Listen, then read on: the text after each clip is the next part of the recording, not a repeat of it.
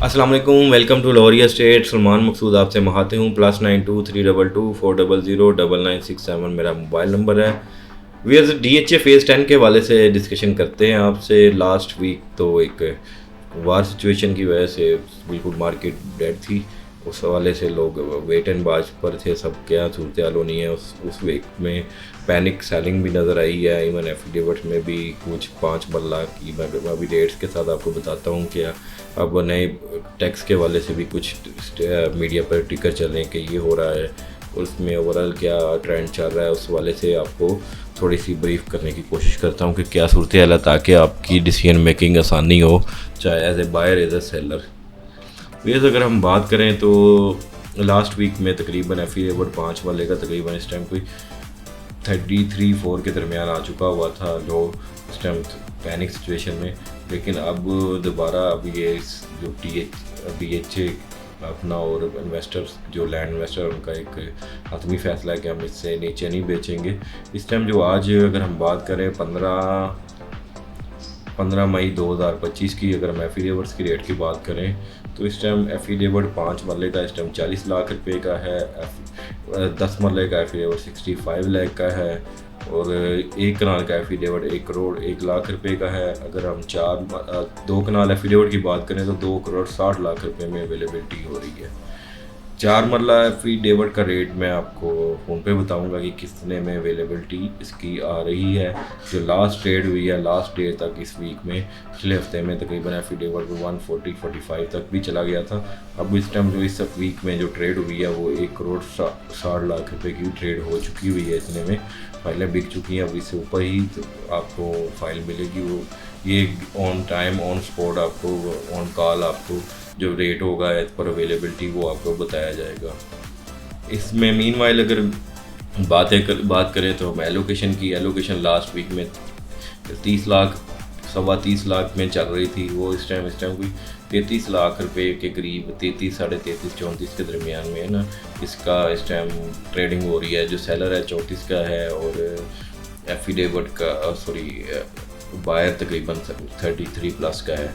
अगर हम 10 मरला की एलोकेशन की बात करें तो तकरीबन इस टाइम को 56 तक का बायर है या 57 तक भी आ जाए, लेकिन उन्हें फ़ाइल अभी इस टाइम हार्ड टू फाइंड है, फ़ाइल नहीं हो रही। जो कनाल की फ़ाइल है तकरीबन इस टाइम को 91 से 92 के दरमियान में बाइंग सेलिंग हो रही है। ये इस टाइम 1 कनाल का रेट चल रहा है। और अगर 2 कनाल की तो एलोकेशन की अवेलेबिलिटी नहीं आ पा रही, लेकिन जो आपका 4 मरला है एलोकेशन वो भी जैसे ही कमर्शियल लास्ट वीक में 140 की रेंज में था। और लेकिन अब बिल्कुल हार्ड टू फाइंड है। एक 50 प्लस का इस टाइम बायर है इसका, लेकिन फ़ाइल अवेलेबिलिटी नहीं हो रही। जैसे ही शार्प स्पाइक आई है एफिडेविट की प्राइसेस में तो एलोकेशन उसको फॉलो कर रहा है और उस हिसाब से रेट बढ़ रहे हैं। अभी तो वेट एंड वॉच पर है लोग कि इसमें कहाँ पर अवेलेबिलिटी आएगी। सेलर होल्ड पे चला गया कि जैसे एफिडेविट ऊपर जा रहा है तो मैं भी वेट करूँगा अकॉर्डिंगली जिस तरह फ़र्क होता है।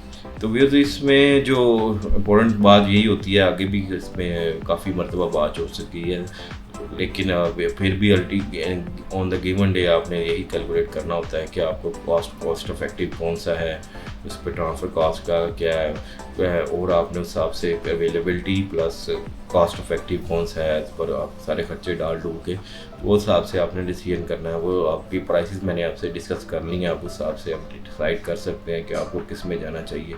अल्टीमेटली जो प्रेडिक्शन यही है कि अभी 5 मरला और 10 मरला में प्राइसेस अभी रूम है ऊपर जाने का, क्योंकि एलोकेशन और एफिडेविट के रेट्स में फ़र्क है।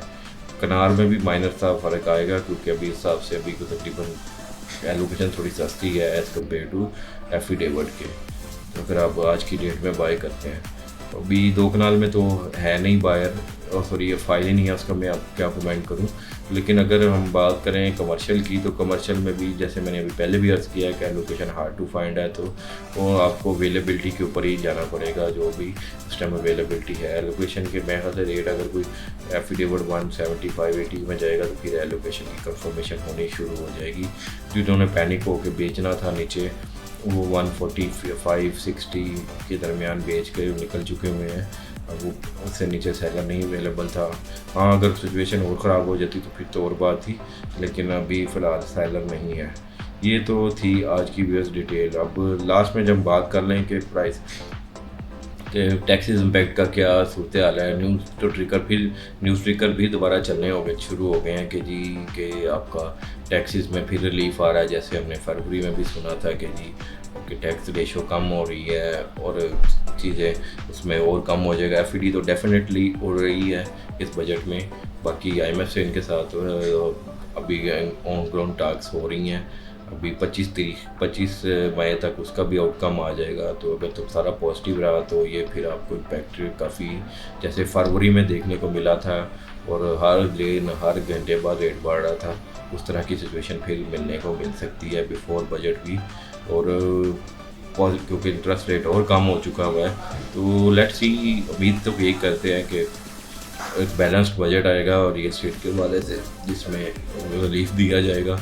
कुछ एक न्यूज़ ये भी चल रही है प्रपोजल में कि जी जो कैपिटल गेन की मार्जिन की रेशो है उसको 15% से बढ़ा के 25 से या 40% कर दिया जाए।